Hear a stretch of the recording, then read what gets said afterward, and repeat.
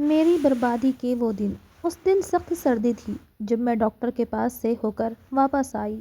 Doctor نے مجھے ایسی خبر سنائی تھی جسے سن کر میں صدمے سے کھڑی تھی، کیونکہ ڈاکٹر نے بتایا تھا کہ میں پریگننٹ ہوں۔ اپنی رپورٹ ہاتھ میں تھامے بجھے ہوئے قدموں سے میں گھر داخل ہوئی تو مامی نے میری ایسی حالت دیکھ کر مجھے جلدی سے چائے بنا کر دی کہ شاید تمہیں ٹھنڈ لگ رہی ہے، مگر میں نے چائے کو ہاتھ تک نہیں لگایا اور مامی کے کندھے پر سر رکھ کر رو دی۔ وہ گھبرا گئی تھیں اور بار بار مجھ سے پوچھنے لگی، کیا ہوا ٹینا، سب ٹھیک تو ہے نا؟ مگر جیسے جیسے وہ پوچھ رہی تھی ویسے ہی میرے آخر رونے میں جب میں رو رو کر تھک گئی تو مامی نے مجھے چارپائی پر لٹا دیا اور سونے کا بولا۔ رونے کے بعد اس قدر تھکاوٹ ہو چکی تھی کہ لیٹتے ہی میری آنکھ بند ہونے لگی، یہاں تک کہ میں سو گئی۔ رات کو آنکھ کھلی تو مامی نے بتایا آج ماما گھر واپس نہیں آئیں گے، ان کی نائٹ ڈیوٹی ہے، اس لیے کھانا کھا کر میں پھر سے لیٹ گئی۔ جب وہ میرے لیے ایک گرم گلاس دودھ کا لائیں اور زبردستی مجھے پلا دیا، دودھ پی کر میں پھر سے لیٹنے لگی تو وہ بولی، ٹینا کیا پریشانی ہے میرے بچے، مجھے بتاؤ، میں ہوں نا تمہارے ساتھ، جو بھی بات ہے کھل کر کرو بیٹا۔ میں کچھ لمحے سوچتی رہی، پہلے سوچا کہ نہ بتاؤں، لیکن یہ بات چھپانے والی نہیں تھی۔ اپنی انگلیاں چٹکھاتے ہوئے میں نے مامی کو بتایا کہ میں پریگننٹ ہوں۔ یہ سن کر وہ جہاں کی تہاں رہ گئیں اور میرا پورا چہرہ پھر سے آنسوؤں سے تر ہو چکا تھا۔ ٹینا یہ کیا کہہ رہی ہو تم، یہ سب کب ہوا، تو کسی کو پسند کرتی ہے؟ اب مامی کے الفاظ بہت سوچ سوچ کر ادا ہو رہے تھے اور میں نامے سر ہلائی جا رہی تھی۔ پھر بتا کیسے ہوا یہ سب، تو نے مجھے کیوں نہیں بتایا، بول ورنہ میرا دل بند ہوا جا رہا ہے۔ میں نے دھیرے دھیرے بولنا شروع کیا۔ اس دن جانتی ہیں جب میں نتاشا کے گھر گئی تھی تو واپسی پر رات ہو گئی تھی۔ مامی نے جلدی سے ہاں میں سر ہلایا اور مجھے بات جاری رکھنے کو بولا۔ میں گلی میں اکیلی واپس آ رہی تھی جب ایک شخص نے اندھیرے میں میرا منہ بند کر دیا اور مجھے خالی پلاٹ میں لے جا کر مجھے برباد کر دیا۔ کل میں ڈاکٹر کے پاس گئی تو اس نے بتایا میں پریگننٹ ہوں۔ یہ کہہ کر میں پھوٹ پھوٹ کر رو دی اور مامی گمسم سی میری بات سن رہی تھی۔ جب میں نے بات ختم کی تو ان کی آنکھوں سے بھی لڑیوں کی صورت میں آنسو بہہ نکلے۔ وہ پوری رات ہم دونوں جاگتی رہیں۔ مامی بار بار میرا ماتھا چومتی اور مجھے ہمت دیتی۔ میں بھی کسی بے جان چیز کی طرح دیوار سے ٹیک لگائے بیٹھی تھی۔ میں نے جتنا بتایا مامی نے وہ سن لیا، اس کے علاوہ وہ ایک شبد بھی مجھ سے نہ پوچھ پائیں۔ لیکن اگر ان کی جگہ میری اپنی ماں بھی ہوتی تو وہ کہیں نہ کہیں مجھے مجرم ٹھہرا دیتی کہ شاید تمہارا کسی کے ساتھ چکر ہوگا، مگر مامی نے ایک شبد تک میرے خلاف نہیں بولا۔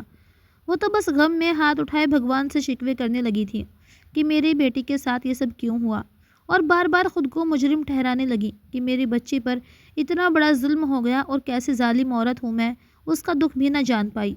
اس میں غلطی ان کی نہیں تھی، کیونکہ جس دن میرے ساتھ یہ سب ہوا اس دن میرے کزن یعنی مامی کے بیٹے کا ریسیپشن تھا، اور ریسیپشن کے بعد میں نتاشا کو اس کے گھر چھوڑنے گئی تھی، کیونکہ وہ اکیلے جاتے ہوئے بہت ڈرتی تھی اور اس کا بھائی بھی شہر میں نہیں تھا۔ لیکن میں اپنے آپ کو بہت بہادر اور کوئی جھانسی کی رانی سمجھتی تھی، مجھے کبھی ڈر نہیں لگا تھا، یہاں تک کہ ماما مامی نے بھی مجھے کبھی رات کو جانے کے ڈر سے سہیلی کے گھر جانے سے نہیں روکا۔ اس لیے مجھ میں کانفیڈنس کوٹ کوٹ کر بھرا ہوا تھا۔ میں نتاشا کو چھوڑ کر واپس آئی تو سارے ڈر اور خوف نے مل کر مجھے بے بس کر دیا اور میں ایسی ٹوٹی کہ اب تک سنبھل نہیں پائی۔ صبح کی روشنی تک میں اسی اندھیری جگہ پر لیٹی رہی، پھر اٹھ کر ہمت کی، پاس لگے نل سے منہ دھویا اور گھر کو چلی آئی۔ ہمارے گھر کا پیچھے والا دروازہ ہر وقت کھلا ہوتا تھا، اس میں کوئی کنڈی نہیں لگاتا تھا، تو میں وہاں سے داخل ہوئی۔ کیونکہ شادی والا گھر تھا اور مہمان بہت زیادہ تھے، اس لیے کسی کو بھی میرا خیال نہیں آیا۔ میں سیدھا چھت پر بنے اسٹور روم میں چلی گئی اور حلیہ وغیرہ ٹھیک کیا۔ یہی میری ہمت کی دلیل تھی۔ اتنا سب ہو جانے کے باوجود میں پورے حواسوں میں کھڑی خود کو نارمل کرنے کی کوشش میں لگی تھی۔ اب جو ہو چکا تھا میں اسے واپس تو نہیں لے جا سکتی تھی، اس لیے بہتر یہی تھا کہ اسے برداشت کر لوں یا پھر اس بات پر اپنا تماشا بنوا لوں۔ ہمارے محلے میں پہلے بھی ایسا ہوا تھا، ایک لڑکی کے ساتھ کسی نے زیادتی کی تھی اور سب لوگوں کو پتہ چل گیا، کیونکہ وہ لڑکی میری طرح دلیر نہیں تھی اور اس کے رونے سے سب کو خبر ہو گئی تھی، جس کا نتیجہ یہ نکلا پورے محلے نے اس لڑکی کے گھر والوں پر تھو تھو کی تھی، اور اس کے بعد لڑکی کی نہ شادی ہوئی اور نہ ہی اس کی بہنوں کے رشتے کہیں ہوئے۔ پھر مجبور ہو کر ایک رات وہ سب شہر چھوڑ کر چلے گئے۔ یہ بات ذہن میں آتے ہی میں نے خود کو سنبھال لیا۔ اگلے دن مہمان چلے گئے، لیکن مامی کو میں نے کچھ بھی نہیں بتایا۔ فی الحال میں ان کی خوشیوں کو دکھوں میں نہیں بدل سکتی تھی۔ وہ ابھی نئی نویلی دلہن لے کر آئی تھیں، تو کیسے میں ان کے رنگ میں بھنگ ڈال دیتی۔ سو چپ چاپ اس غم کو کڑوے گھونٹ کی طرح پی گئی۔ اب میں بہت چپ رہتی تھی۔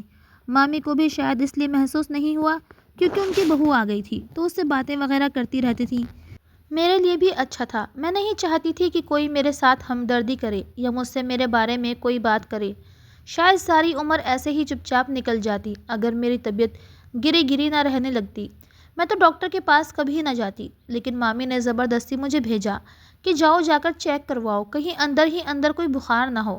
میں نے انہیں لاکھ منع کیا مگر وہ خود میرے ساتھ چلنے کو تیار تھیں، جس پر نہ چاہتے ہوئے بھی مجھے حامی بھرنی پڑی۔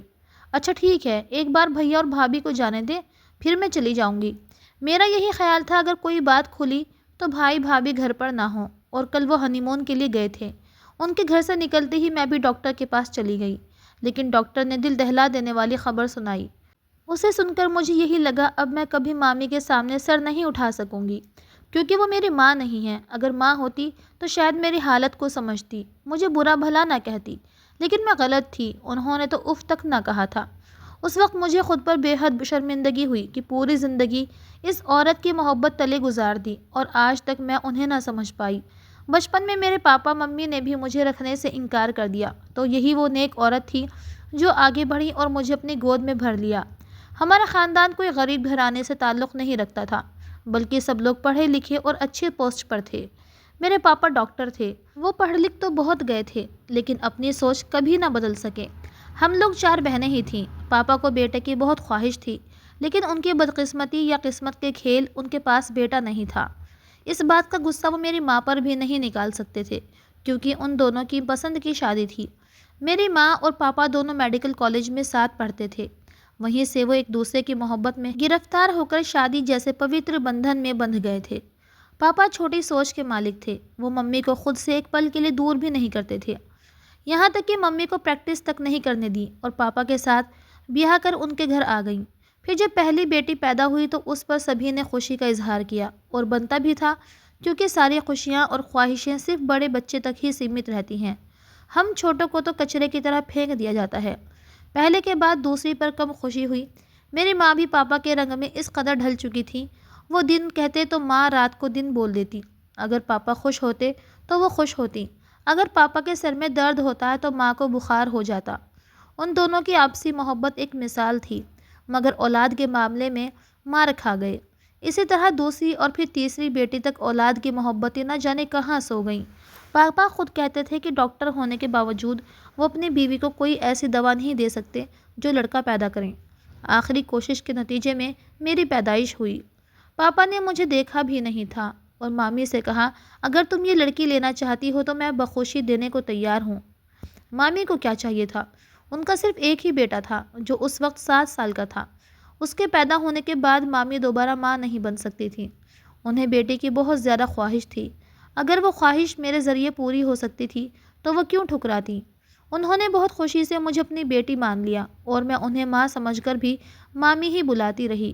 بچپن میں میرے ہوش حواس سنبھالتے ہی انہوں نے یہ بات مجھے بتا دی تھی کہ میرے اصلی ماں باپ کون ہیں۔ تبھی سے میں نے انہیں مامی کہنا شروع کر دیا، کیونکہ مجھے امید تھی کہ ایک دن میں اپنے ماں باپ کے پاس واپس چلی جاؤں گی، لیکن میں غلط تھی۔ مامی نے مجھے ہمیشہ پیار دیا، ماں سے بڑھ کر مجھے سنبھالا، لیکن میرے اندر کی امید ہمیشہ باقی رہی۔ لیکن یہ امید بھی اسی دن دم توڑ گئی جب میں نے ڈاکٹر کی دی ہوئی رپورٹ سب سے پہلے جا کر اپنی اصل ماں کو دکھائی۔ میں ان سے بات کر لیتی تھی، لیکن وہ بات ایک ماں بیٹی جیسی نہیں تھی، بلکہ اس میں ایک جھجک تھی۔ میں اپنا دکھ اپنی ماں کو سب سے پہلے بتانا چاہتی تھی تو سیدھا ان کی طرف گئی۔ وہاں گئی تو ممی پاپا دونوں تیار تھے کہیں جانے کے لیے۔ میری بہنیں مجھے اپنی بہن ہی سمجھتی تھیں، لیکن میرے پاپا مجھ سے کوئی بھی رشتہ رکھنا پاپ کے برابر سمجھتے تھے۔ ممی مجھے آپ کو کچھ بتانا تھا۔ اس وقت میں رو رہی تھی جب پاپا اٹھ کر کمرے سے چلے گئے۔ ماں کو بھی جلدی تھی جانے کی تو پاپا کو گردن موڑ کر دیکھتے ہوئے بولی کیا ہوا ٹینا، ایسے اچانک؟ تمہاری مامی کہاں ہیں؟ وہ نہیں آئی؟ وہی چند رسمی جملے میں نے سر جھٹکا اور پھر سے بولی ممی وہ یہ رپورٹ۔ لیکن اسی وقت باہر گاڑی کا ہارن بجا اور ممی پھر ملتے ہیں کہہ کر میرے گال پر اپنے ٹھنڈے ہاتھ کا لمس چھوڑ کر جا چکی تھیں۔ میری بڑی دونوں بہنوں کی شادی ہو چکی تھی۔ تیسرے نمبر والی آئی اور مجھے گلے ملی، پھر پوچھا کیا ہوا، پریشان کیوں ہو؟ لیکن جس کی ماں ہمدرد نہیں ہو سکتی بہنیں کیا خاک ہوں گی۔ یہی سوچ کر میں وہاں سے چلی آئی اور مامی کو سب کچھ بتا دیا۔ اس رات کے بعد وہ عورت میرے لیے مامی نہیں رہی بلکہ ممی بن گئی۔ میری اصل ماں تو مجھے دیکھتے ہی ناگواری کے تیور ماتھے پر سجا لیتی تھی، اور میری مامی جن کو ہمیشہ میں نے پرایا سمجھا، ایک رات میں ہی وہ میری ممی کے عہدے پر فائز ہو چکی تھی۔ انہوں نے مجھے ہر لمحے سنبھالا، ہر بار گرتے ہوئے مجھے تھاما، مگر یہ نہیں پوچھا تم غلط راستے پر گئی ہی کیوں تھی۔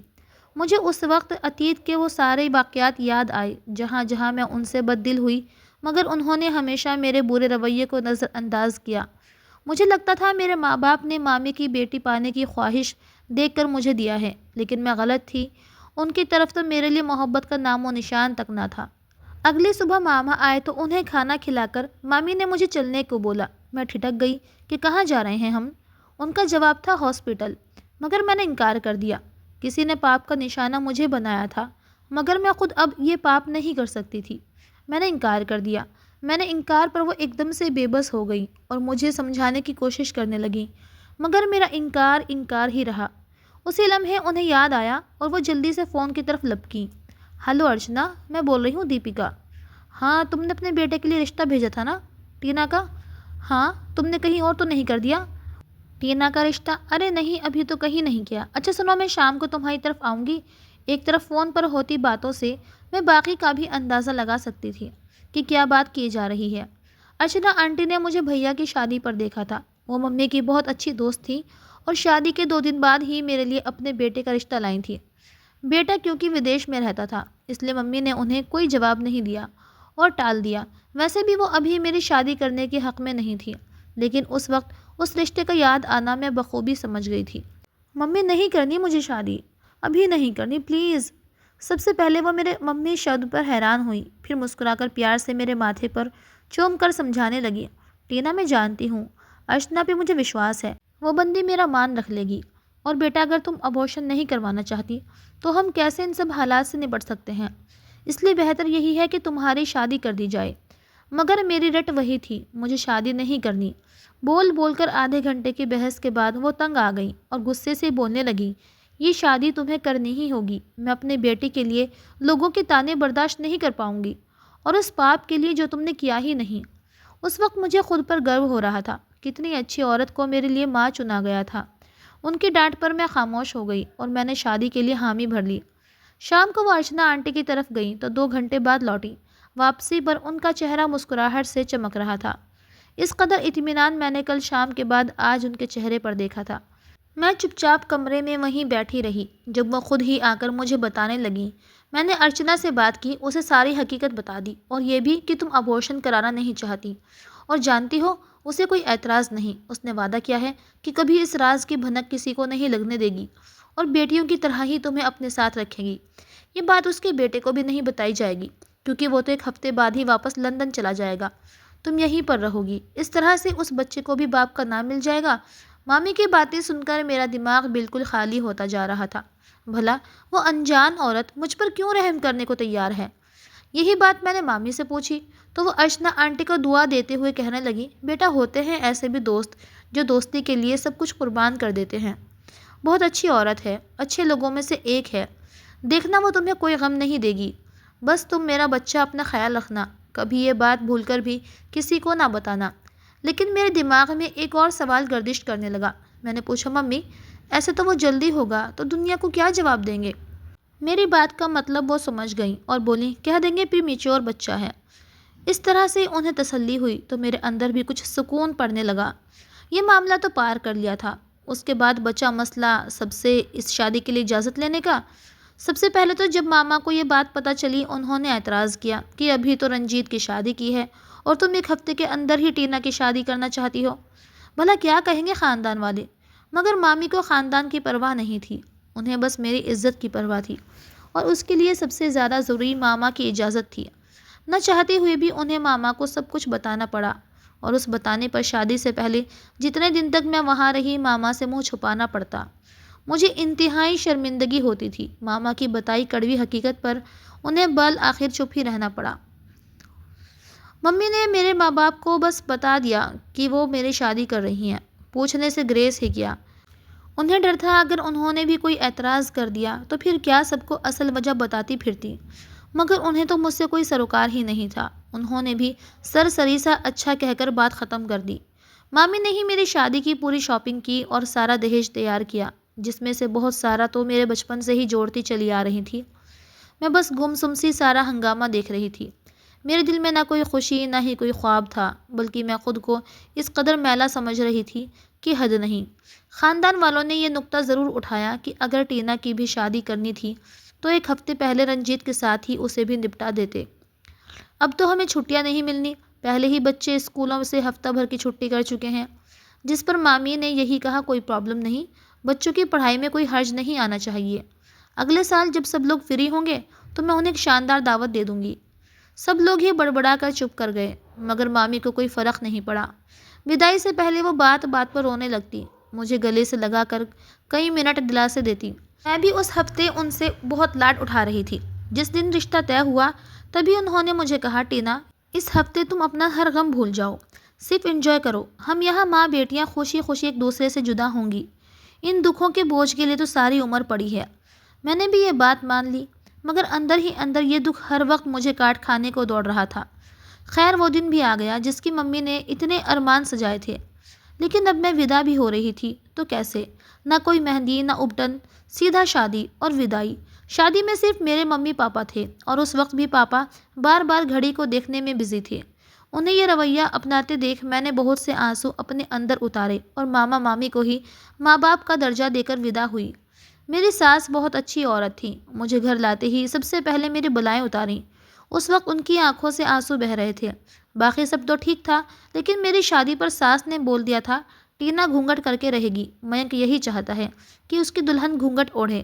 میرج ہال سے لے کر گھر تک میں گھونگھٹ میں ہی رہی، کیونکہ سب اپنے تھے تو کسی کو اعتراض نہیں ہوا۔ کمرے میں بھی مجھے ساس ہی چھوڑ کر آئیں اور بغیر کوئی بات سمجھائے میرا ماتھا چومتے واپس چلی گئیں۔ رنجیت بھی بہت اچھے تھے، ویسے بھی ایک رات میں انہیں مل کر کتنا جان سکتی تھی۔ انہوں نے تو مجھے پردے یا گھونگھٹ سے ریلیٹڈ کچھ نہیں بولا، اور یہی کہا کہ میں جلدی ہی تمہیں بھی لندن بلا لوں گا۔ فی الحال تمہارا ویزا اور باقی کاغذات بننے میں کچھ وقت لگے گا۔ میرے لیے یہ خبر دکھ ہی نہیں تھی بلکہ خوشی کی تھی کہ اس طرح میں اپنے ساتھ بندھے جھوٹ کو سنبھالنے میں کامیاب ہو جاؤں گی۔ ممی نے مجھے اچھا سمجھایا تھا کہ میں اپنے سارے ڈر اور وہم پیچھے چھوڑ کر رنجیت کی دلہن بنی بیٹھی تھی۔ سب سے بڑا سپورٹ مجھے میری ساس کا تھا، اور میرے لیے یہ ایک بہت اچھی بات تھی۔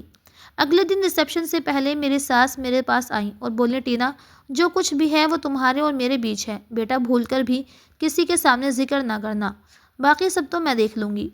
اور ایک بات، تم اپنے سسر سے بھی پردہ کرو گی۔ میں کوئی چھوٹی سوچ والی عورت نہیں ہوں، لیکن تمہارے بھلے کے لیے کہہ رہی ہوں۔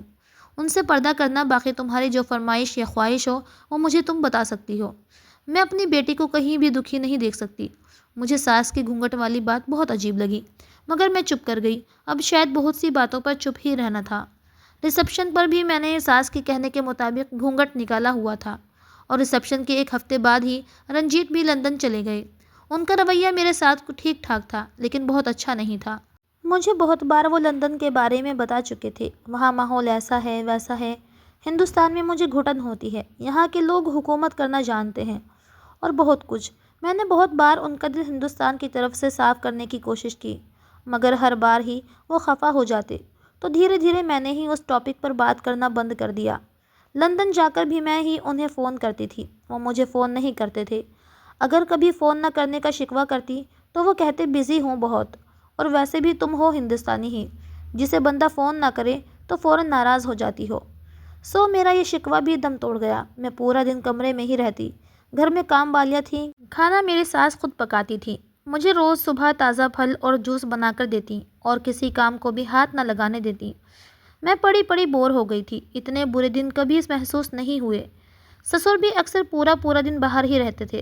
ایک دن ساس سمیت گھر میں کوئی بھی موجود نہیں تھا، اور میرا چاٹ کھانے کا دل کر رہا تھا۔ کمرے سے اٹھ کر میں کچن میں آئی اور مزے سے چاٹ بنانے لگی۔ بہت دنوں بعد آزادی محسوس ہو رہی تھی، اور اچھا بھی لگ رہا تھا، ورنہ ہر وقت سسر کی وجہ سے گھونگھٹ میں ہی رہنا پڑتا تھا۔ میں چاٹ بنا کر جیسے ہی پلٹی کہ دروازے پر سسر تھے، جو کہ ابھی ہی آئے تھے، اور اپنا جملہ ادھورا چھوڑ کر مجھے حیرت سے دیکھنے لگے۔ وہ شاید پانی مانگ رہے تھے۔ میں نے جلدی سے دوپٹہ اوڑھا اور انہیں پانی کا گلاس پکڑایا۔ مگر وہ گمسم کھڑے بس مجھے ہی دیکھے جا رہے تھے۔ ان کے چہرے پر ایک گمبھیرتا تھی جو میں سمجھ نہیں پا رہی تھی۔ میرے جلدی سے گھونگھٹ لینے پر وہ بولے، رہنے دو، اب کیا فائدہ؟ تمہاری ساس مجھ سے جو چھپانا چاہ رہی تھی میں نے وہ دیکھ لیا۔ میری ساس ٹھیک ہی کہہ رہی تھی جو مجھے پردے کا بولا تھا، کیونکہ میری وجہ سے سسر کی جان ہی چلی گئی۔ ہاں، انہیں صدمہ پہنچا تھا، بہت شدید صدمہ۔ ساس جب واپس آئی تو سسر چارپائی پر لیٹے سینہ مسل رہے تھے۔ انہیں فٹافٹ اسپتال لے جایا گیا۔ ڈاکٹر اندر ان کا چیک اپ کر رہے تھے۔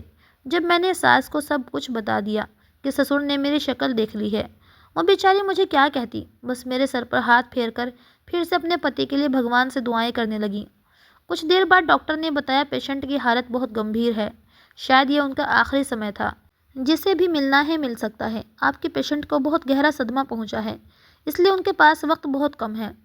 ساس جلدی سے کمرے میں گئیں اور 5 منٹ بعد مجھے اپنے ساتھ کمرے میں لے گئیں۔ میرے سسر جیسے میرا ہی انتظار کر رہے تھے۔ ساس کو دیکھ کر بولے، ارچنا، میں کوئی بوجھ اپنے سینے پر لے کر نہیں جانا چاہتا، اگر تم اجازت دو تو کیا میں بہو کو سب کچھ بتا دوں؟ ساس نے روتے ہوئے ہاں میں سر ہلا دیا۔ سسر میرے سامنے اپنے دونوں ہاتھ جوڑ کر بولے، بیٹی، ہمیں معاف کر دینا، ہم دونوں نے ماں باپ کے کردار کو بخوبی نہیں نبھایا۔ میں حیرت سے ان کی بات سن رہی تھی۔ بھلا اس سب سے میرا کیا سمبند؟ آپ کیا کہنا چاہ رہے ہیں؟ آخر کار میں نے پوچھ ہی لیا۔ بیٹا، کیا تمہیں یاد ہے تمہارے ساتھ وہ جرم کس نے کیا تھا؟ اس بات پر میں نے چونک کر ساس کو دیکھا تو وہ سر جھکا گئیں۔ نہیں، میرے نہیں بولنے پر وہ کہنے لگے، تمہارے اوپر وہ ظلم میرے بیٹے نے کیا تھا، رنجیت نے، جو اب تمہارا پتی ہے۔ آسمان ٹوٹنا کیا ہوتا ہے مجھے اس وقت معلوم ہوا تھا، قیامت کیسی ہوتی ہے یہ بھی اس لمحے مجھ پر ظاہر ہوئی۔ میں شاکڈ ہوتی اپنے سسر کو دیکھتی رہ گئی جب وہ آخری ہچکی لے کر اپنے سارے بوجھ سے آزاد ہو گئے۔ ان کے انتم سنسکار کے بعد جب کچھ حالات صحیح ہوئے تو میری ساس خود ہی میرے کمرے میں چلی آئیں۔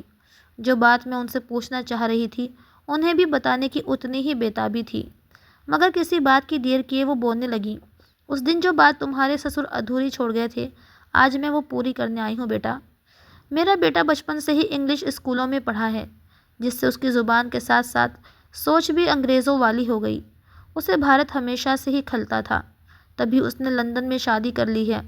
جب وہ یہاں واپس آیا تو میں نہیں جانتی تم اسے کہاں ملی۔ اس دن وہ نشے میں چور گھر سے نکلا تھا، اور پھر تمہارے سے زیادتی کرنے کے بعد وہ اسی نشے کی حالت میں واپس گھر آیا۔ ہم دونوں ہی اس کے لیے جاگ رہے تھے، مگر گھر آتے ہی وہ بے ہوش ہو گیا، لیکن نشے کی حالت میں تمہاری باتیں کر رہا تھا۔ اسی وقت اسے ہوش میں لانے کے لیے ڈاکٹر کو بلایا، جن کی کوشش سے وہ ہوش میں آ گیا۔ تو میں نے اسے زبردستی پوچھا اور جواب میں اس نے بتایا کہ آج اس کے ہاتھوں ایک لڑکی برباد ہو گئی ہے اور فلاں جگہ پڑی ہے۔ ہم دونوں رات کے اندھیرے میں تمہیں ڈھونڈنے وہاں تک پہنچے۔ میں نہیں جانتی تھی کہ میری سہیلی کا گھر ہی میرا بیٹا برباد کرے گا۔ میں پہلے تمہارے گھر تمہیں چھوڑنا چاہتی تھی، لیکن ایسا کرتی تو میرے دوست کبھی میرے سامنے سر نہ اٹھا سکتی۔ لیکن تم میرے دوست کی بیٹی ہو، یہ بات میرے پتی نہیں جانتے تھے، بلکہ ایک نارمل انداز میں نے تمہارے لیے رشتہ بھیجا، اور بیٹے کو بھی نہیں بتایا کہ تم وہی لڑکی ہو۔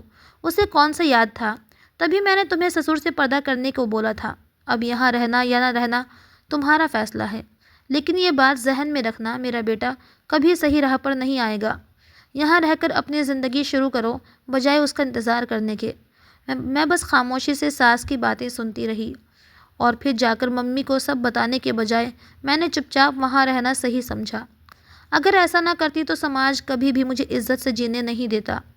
اب میرا پتی واپس آئے یا نہ آئے مجھے فرق نہیں پڑتا، لیکن میرا ایک بہت پیارا بیٹا ہے جس کو میں ایسے سنسکار دوں گی جو لڑکیوں کی عزت کرنا جانتا ہو۔ کہانی پسند آئے تو لائک کیجیے گا، اسی طرح کی کہانیاں سننے کے لیے چینل کو سبسکرائب کیجیے گا۔